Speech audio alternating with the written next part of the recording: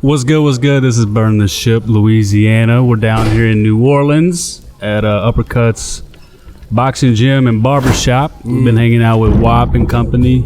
For those of you that haven't heard about Whop, you will. Coming soon. Got my main man Q here. What's going on, everybody? Q! On Burn the Ship, Louisiana. And we've got, I guess we'll call it our brother company, not the sister. Brother, sister, whatever. The main.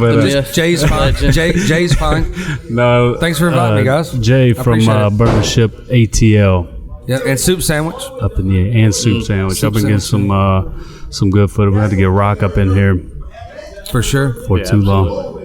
So those of y'all don't know, we met Jay, or I met Jay. We were just talking about this about 3 years ago. Yeah. Bailey slid in my DMs on LinkedIn. And that sounds sexy.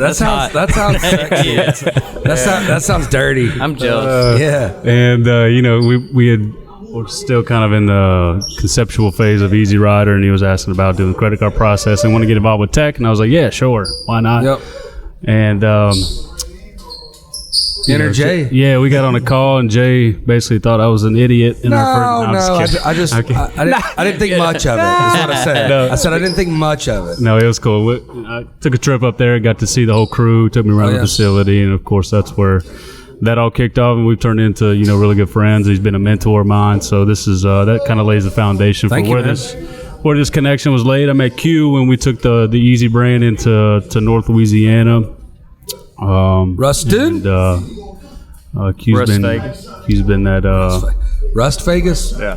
Rust. R-U-S-T Vegas? Rust. How you want to say it? Yeah. I think of it like Rustwood, like Hollywood, Rustwood. That sounds better. It's a good time. It's a good time. It's a good time. So what y'all got going on, there's man? There's a lot of like famous people in Ruston there, right? Like, it's just such a small town for the. Get the mailman. Like Carl Malone's there. That and guy. Terry Bradshaw will make an appearance every once in a while. Terry Bradshaw. He's Monroe, huh? The Duck Dynasty guy. Mm-hmm. Yeah. Paul Millsap, right? Paul Millsap. He's from there. Yep. Grand fam. Yeah. There's Grand fam. I feel like there was somebody else. I keep thinking about the Davisons with Origin Bank. Yep. Of course, that's Q works for, but a lot of some deep pockets in that area for sure. Yeah. Of course, you got Louisiana Tech. That's where Louisiana good old boys, Tech though. Is. Yeah. Good boys that you can sit down and smoke a cigar with, right? Absolutely. They're actually they're hosting regionals this weekend. Baseball. Louisiana Tech. Yeah. Yep.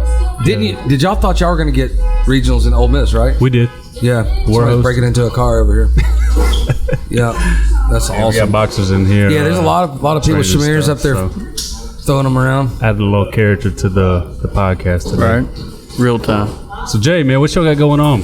Man, well, so the MP Group is how we initially met. It's my credit card processing company. Been doing payments for 19 years now. Long time. And we got into doing tech integrations about 5 or 6 years ago. And then, of course, last April something happened, COVID. Oh. And it's kind of changed.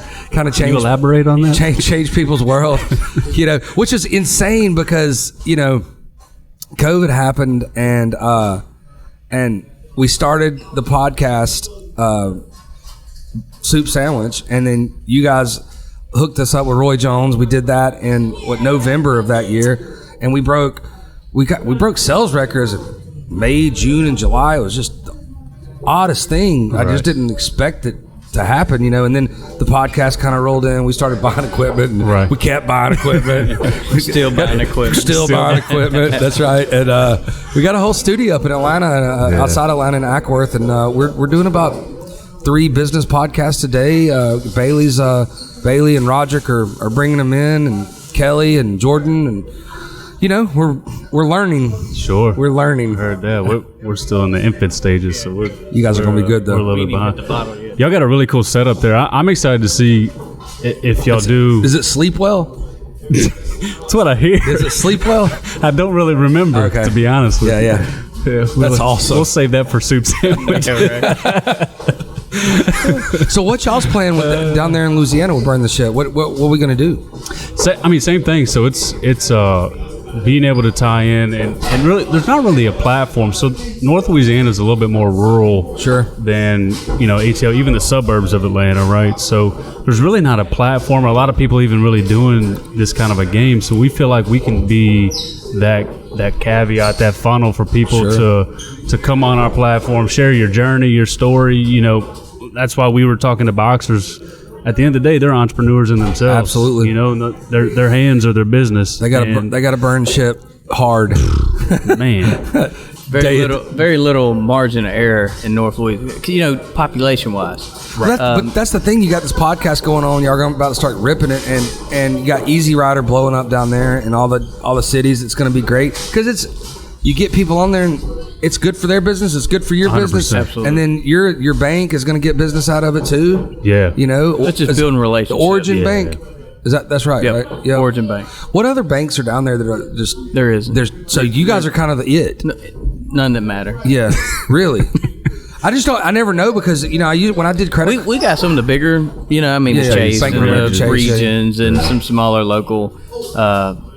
But by far, I think our main focus is relationship based. Yeah, business, and that's what fits in with the whole podcast. Right. Yeah, for sure. So it's exciting. We're gonna get to Carl.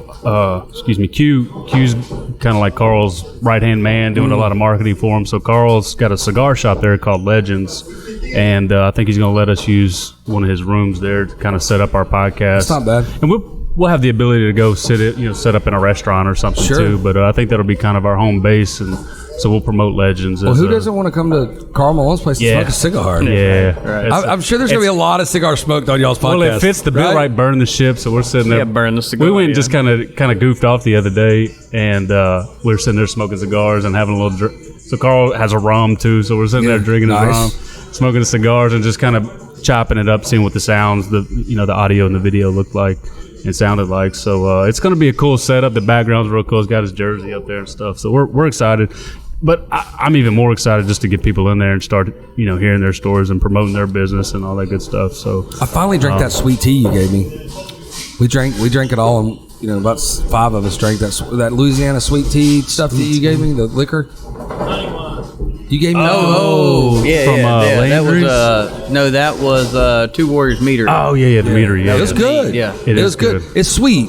It is sweet. Oh, yeah. It's sweet. It's made from honey. So, and it was pretty good though. It was pretty. We put it in the freezer. So actually, update on them. It's real good. Their location burned down. Did they? Yeah. So they're in the process of rebuilding, and one of the insurance guys, money. Right, he came to work for Carl, so they're still involved with, but another year before they're up and running again. So he has a distribution company too, right? Yeah, PF you work with, right? Yep. PF how do you market for something like that? You really don't. You have to lean on the brands Yeah. to actually push their own products. The PF is more focused on getting them into the retail, and the brands themselves have to really focus on promoting their products. So it's a relationship. It goes back to having that relationship and working together. Right. I watched that. I love the show, like the food that built America, the Titans that built America. Right. Like it's fucking awesome. It's pretty incredible. It's really good, and it's just it goes back to that. Their relationships built back then. Now it's a little smaller because the elite was a little smaller, but they knew each other. They knew each other's cell phone number. No, right. But it's kind of crazy. That still look, technology can get as big as it wants. 100%. People are still going to buy from fucking people. True. People are still going to make relationships because Google's not going to talk back. They're not going to be your buddy. It doesn't have a heartbeat. Right. So you can get as technical as you want to, but you can't drink a beer with Google. That's a fact. You know what I mean? So those relationships are most important. of us, anyways. Yeah. It's funny how that works though. Like, how relationships work, because sometimes you just hit it off, and sometimes it takes years to get close to people, and just everybody's different. The personalities, that science of sales. Understanding the person you're talking to and how to get close to them. Well, that's your business, man. For sure. It's primarily a face-to-face, building that relationship and trust. Now, again, kind of being that smaller shop, I think you guys have that advantage because people know. Same thing for us is easy too. People know who Square and PayPal and all these places are. They can just go online and sign up, no big deal. But having that face-to-face interaction, Sure. I think you guys see the benefit of building that relationship. Well, so it's the new bank. So when I say that because, you know, in the golden ages of credit card processing, you know, probably 9 out of 10 people got their credit card processing from their bank. They didn't know where to get it at all. Right. I mean, they would go to their bank, and their bank farmed it out 100% of the time back in the day. Nobody had. I think Chase is the only one that still has a credit card processor. Chase Payment Tech is the only one. That's right. None of the other ones they use First Data or TSYS or Global or one of the other big guys. So, but back in the day, a small ISO, independent sales organization like MP Group, would go and pitch banks because we wanted that business because we could get 5, 6, 7, 8, 9, 10, depending on how big the bank is, 20 deals a month from a bank. We'd be lucky to get one a month from a big bank now. Right. I mean, and that's really Square and PayPal have turned into the old school bank. That's where they go first. It's kind of their starter credit card processor. And then they run into, you know, small ISOs like mine that can really beat the rate really bad. And then we have a face, we have a phone number and a cell phone number you can call and say, hey, my shit's broke. My shit's broke. 100%. And then being able to leverage the network you have too to even benefit a customer of yours even further. You know, like I think about Brad with his HR. Oh yeah. You know what I mean? So that's the beauty of that. Well, that's what that's why Easy Router is going to excel, because it's not just an app. Right. You're going to have people behind it talking to you, and you can call 800 number. They can call Kyle and talk to a live him. support chat. But I think this platform, You can't call Uber. That's a fact. Yeah, I've tried that a few times. But I think, and we've talked about this. I kind of look at this podcast as an extension of the Easy brand in a sense. Sure. You know, obviously with me being involved, but just showing we're involved in the community in some capacity. People love seeing that. You know, in a way, we're giving back because we're giving somebody a platform to tell their story, and they can use that as marketing material on their own. So it's just kind of a win-win for everybody. I think it's you know what, you know, I've never even I've thought this a while ago, but I never said it, I never vocalized it. But I think it's incredible Origins really backing you on this, because banks are so conservative a lot of times. Dude, I'll tell you right now. You know what I mean? Like most of them are conservative. Like, I'm not touching that. I'm not touching that. I think it's awesome that they're allowing you to do this, because it's going to bring them business. Yeah, the leadership. Well, it is that relationship based and entrepreneurial minded, and not getting away from just because you get larger, the correlation everybody wants to make. But they're not a small bank. That's what I mean. Yeah. So what everybody wants to correlate large bank with lack of service. Yep. And that's our niche, is no matter how big we get, you still have my cell phone number. That's it. Right. You know? The leadership. I was very impressed with the way they. And again, they're not a small bank. You know what I mean? They're not massive, but $8 billion. Yeah. But being in the credit card processing business for as long as I have, I've dealt with a lot of banks, obviously. Right. And they don't want to take chance. You couldn't get Regions or Bank of America to allow you to do a podcast. In fact, you know, on our Burn the Ship in Atlanta, we've had 4 or 5 financial advisors on there, and they can't talk about stock at all. Wow. Because they're all from big firms, and they can talk and BS and show their personality, which is the most important thing anyways. Sure. That's what I tell people on my podcast. Showing your personality is what people want to see anyways. They don't care about, you know, where Bitcoin is or where, you know, where's Amazon at today. They don't give a shit about that. I can look at them on phone. Right. They want to know who you are, obviously what's your success record, but they won't let them talk about hardly anything. They got to get it approved. One guy, they wouldn't even let him come on. He came and met us, and I feel like that was with a lot of banks are like that. They fall into that line. And I think with us, it was the angle of relationship building, and on top of that, I'm not advising you on financial matters. I'm advising you on how to build relationships, but also highlighting those companies in a small business focus. So they also even let us start a nonprofit, which they sponsored, Louisiana Catalyst, which will actually help us, which is just basically an accelerator and a incubator program in Monroe, Louisiana, that will actually host some podcasts out of their podcast room. Sure. So, it's connecting people. So I know you do, payment processing, or you do payroll, or you build decks, and this guy needs a deck, Right. and I'm the bank for both of y'all, and you connect the people, and then they start doing business together, and on and on. And it's good vibes, man. Yeah, we say it all the time. As Kyle says, good vibes. Good vibe. Hey, I'm Good a vibe vibes, person. yeah. Dude. If I'm not, I don't like your vibes. I'm out. If I don't, there's nothing against you, but look, if I don't have a good energy, I'll catch you on the flip I felt side. his vibe. Didn't like it. I want to shift gears a little bit, man, because Yeah. I know we've had a chance over the years just to Wait, learn. have you been boxing? No, I. Yeah, don't let him. He been playing. Shamir just showed me how to put the Stop. wraps on. I look like I've been boxing. No, I just want to break a sweat when I get in there. So when we get done, I'm gonna Get in we're there getting with Rock, please. Will you take a punch from Rock? With the big How thing many on. layers of padding do I have? That they have that big pad You thing. can do the man. whole thing. Yeah, that big pad. I've seen people take shots from that, and it still hurts. So Yeah. I'm trying to protect. You gotta this. pass? I'm getting old, brother. I hear you. can't take it like I used to. So you're switching gears. Go ahead. Sorry. yeah, no. So we've had a chance to get to know each other really well over the years, man. I kind of wanted you to go back, before you even started MP Group. Sure. Because you have what, 2 siblings?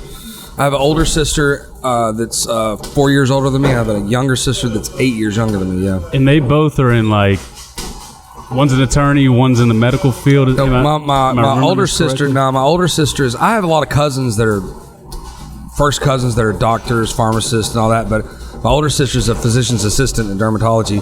She went to Emory, got her master's in medical at Emory, and then my little sister went to Jacksonville State in Alabama, and she's an art teacher Okay. at a high school. I think I might be thinking somebody else. Yeah, probably. But so kind of walk me through, maybe sort of that expectation from, and I'm kind of jumping the gun a little bit. You didn't finish college and you got into this kind of Yeah, I went to a space. quarter Walk us through that. of community college, and it was a hard, tough Chattanooga quarter. Tech. Yeah. Shout out to Chattanooga So Tech. man, I feel like I've always wanted to run my own company. Sure. And I started out 21, and I bounced around a bunch of jobs, 18 to 21. But at 21, I got a job with RJ Reynolds on Winston Cup. And I traveled the United States, went to all the races during the week, went to bars. I was the guy that gave out the Zippos, ended up being a manager of them. I was the salesman of death, Don't smoke, guys, it's bad for you. Right. Apparently, it kills people. So they say. Yeah. But and I got say I got lucky, but most people quit this job. But I went to a door-to-door marketing company, largest in the country, and they marketed for Fortune 500 companies like UPS and Staples Office Products, Dan & Water, Wow. Sprint, all the phone companies, Sprint, AT&T, Singular, just big I forgot clients. about Singular. Yeah, it was Singular, and that turned into Sprint, right? Was it Sprint? Yeah, Okay. Sprint bought Singular. Yeah, it's a lot of buyouts there. I think AT&T's gotten broken up by the government like 10 times. That's how successful of a company they are. If you get broke up that many times, you're like, dude, Keep coming back. Yeah, it's just like, coming I'm going to break you up because you're a monopoly, and then Right. I'm just going to make you break me up again. Right. That's like, I'm not fucking giving up owning this world, right? So, and really that job, and mostly I sold for Staples or Quill office products, and that job, just my work ethic. We worked 14-hour days. We knocked on 100 doors a day, 80 to 100 doors a day, B2B. I grinded it for 4 or 5 years, suit and tie, the whole thing. And I opened up one of those marketing companies in Jacksonville. Still did Quill, but I also sold a little bit of First Horizon. First Horizon Bank? Yeah. Their First Tennessee National Bank, and they rebranded. And they were like, "Hey, we sell credit card processing for us." What's credit card processing? Because really nobody knew. Sure. Nobody, unless you owned a business and took credit card processing, it was a hidden industry until Square came out. Consumers didn't even know what credit card processing was. In 2005, if I went to a party and they were like, "What do you do?" I said, "Credit card processing." They'd go, "What's credit card processing?" Right. Everybody did. Most people still don't understand how credit cards work. No, for like sure. from a consumer use, From a consumer way and the from the cost to the business. That's right. From a consumer way, from the business way, and frankly, the business way, unless you did crazy amounts of research, it's like the stock market. You just got to trust who you're with. I mean, there's too many interchange rates. You just kind of got to trust who you're with, and then let them know that you're going to do the right thing by them. Unless you want to go for a year of training on how to read a credit card process. And look, that's not your job. Right. mark your fucking product up and be done with it. Right. You know, it's 3%, mark it up 3%, be done with it. Right. But no, so First Horizon, we started selling credit card processing for them, and it was a really awful product for that marketing company, because we were used to transactional sales where a box of paper is a box of paper, whether you buy from Staples, Office Depot, Amazon. It's Georgia Pacific box of paper, you know, 105 bright, whatever. It's the same shit. So it's an easy transaction. Well, credit card processing, you can't learn it in 2 weeks. I can teach somebody in 2 weeks how to sell a toner and a box of paper. Right. Can't do that in credit card processing. So when I left Jacksonville, I really wanted to get and own my own credit card processing company. I had a lot to learn, so I went and worked for a really big ISO under Bank of America called PAI. Actually, it was called EDR at the time. And then they got bought by the largest ATM company in the world, still to this day, PAI, Payment Alliance. And I was a regional manager, and I met my future partner, Chris Mills, at there. I hired him as a rep. I don't know if you know that. You do. Yeah, I hired him as a rep, and he already knew how to do sales because he's from that Sidcore background. He was from that B2B, so it wasn't hard to train him. It was just, we were kind of learning the industry together, really, at that point. We knew we could go in and sell to somebody. We just didn't know what the fuck we were talking about, you know, because it takes a long time. Right. So it was probably 2008 when I went on my own and started my own book of business, and it was just me for 2008, 2011, about 3 or 4 years. I just grinded and hit hundreds and hundreds of doors just like I did before, and built it up. When I got it built up enough, I had to take on a partner. I say I had to, I needed to, but I had to as well, because I was the transactional sales guy. So I was losing as many customers a month as I was gaining. Right. So I needed Chris to come in and be the retention guy and be the operations guy. And you know, we were on our own for a couple of years. We just sold, we wore all the hats, right. And we weren't in a hurry. We really didn't need to hire anybody, because we were doing enough deals where we could be the small insurance company, State Farm on the corner, and not hire any reps and just do what we do. Right. But I wanted to be bigger, and of course things changed. I'm like, I don't want to hire 100 people. I want to hire 10 good ones, right, and only have 10 employees. Right. When you start dealing with salespeople, you just get a lot of fucking excuses of why they can't do something, and gets on my nerves. So, so that's really what it grew into. And I said, look, we're just gonna hire one at a time. We still haven't put an ad out for an employee. Still got Bailey from one of my best friends. That's his uncle. We got Roderick from a networking group, and one of our reps brought him in. He started working with us. I met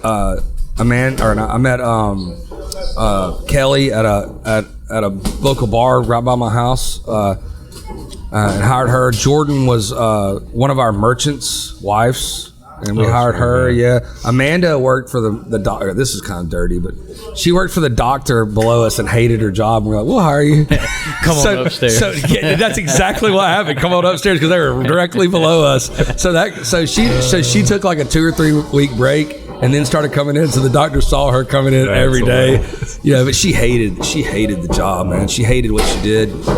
You know, at the end of the day, man, this life is short, man. You better like what you do, man. You got that story. You had the job of jobs, but it wasn't the job of jobs for you. Yeah, it wasn't. Well, it's weird because I actually really enjoy it. If I can go back and do just the technical work and not really have to answer to anybody, I'd probably do that. But that whole corporate BS is what. How can we start an oil company? Can you? You just need a lot of money. A lot of money. How much? Oh, a lot. Well, you start on land, you could probably get away with 9 figures, but 1 billion? No, like 100 million. I'd say about 100 million. You could 100 million. Land, like we're talking on land. That's all we need. Q. Can you call Lance? Yeah. Call Origin. See if we can do it. See if we can get into it. I don't know how good I'll be at that. No money down. Because there's not really nobody you have to sell to, really, is there? Downstream is out of my wheelhouse. Yeah. I mean, do I have to go knock on doors and be like, I need your land? No. Actually, on land, sometimes that can be the case. Land lease. Yeah.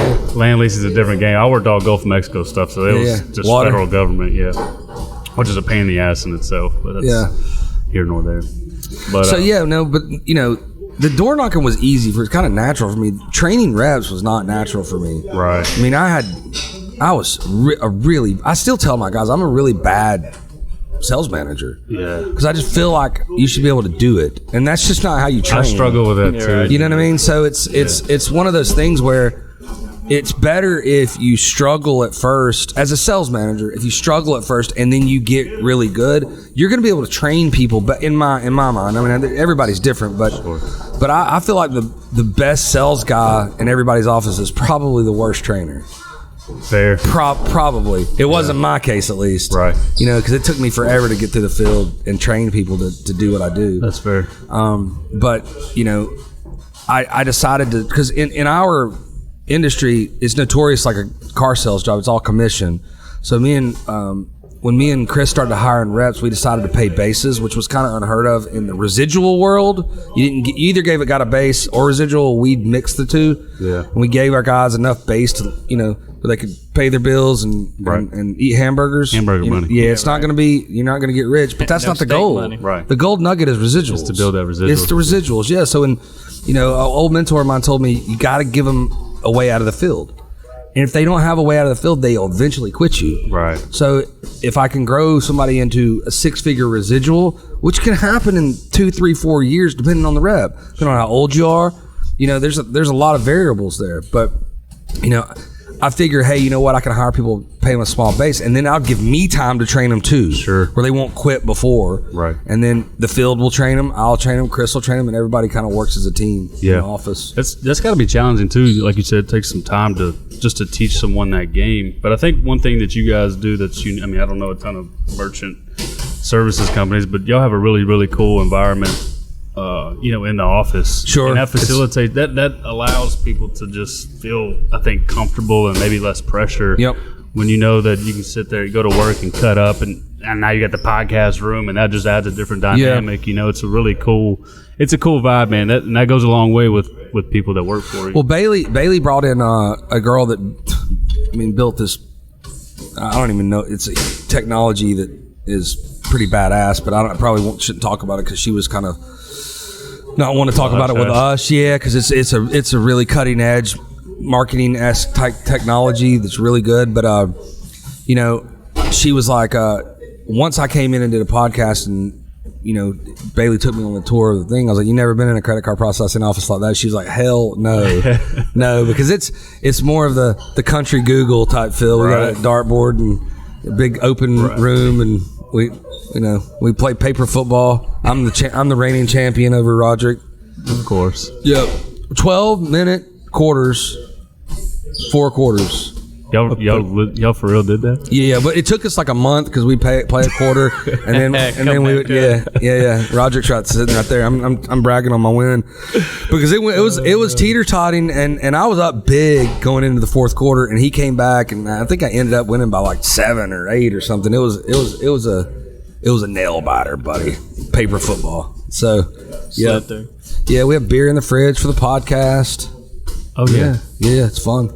We have the beer in the fridge. We tried to. They tried to. Roderick and Bailey tried to do like a Madden tournament because we have a big screen TV in the bullpen, and only one dude came.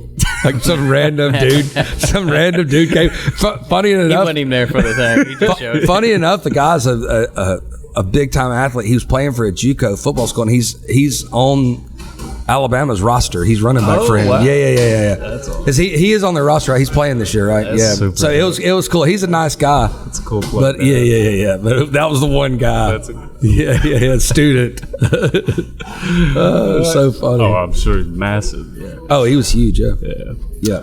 Well, shoot, man, we could sit here and talk for hours, but I appreciate you taking the time. I'm glad y'all came down, man. It's going to be fun. Cool. This is going to be a fun venture for all of us. I can't wait to see what y'all put out. Y'all are going to be good. Same. Yeah, absolutely. Y'all been killing it already. So. Yep. Burn the Ship, Atlanta. Burn the Ship, Louisiana, right? Yep. We're going to keep it just Louisiana. Yeah. Since we're just in New Orleans doing this. Yeah, the first one. For now. Inaugural. For now. You know, a lot of people say first annual. There cannot be a first annual. That's true. It's inaugural. Right. Yeah. That's it. And Soup Sandwich, Atlanta. Soup Sandwich, Atlanta. What's our handle? Give him a follow. Soup Sandwich ATL. Yeah, give him a follow. Just kidding. There's no website. Right. Yeah, no website yet. Love y'all guys, man. Appreciate Thanks, y'all guys. coming on. Appreciate it. See you guys. Thanks.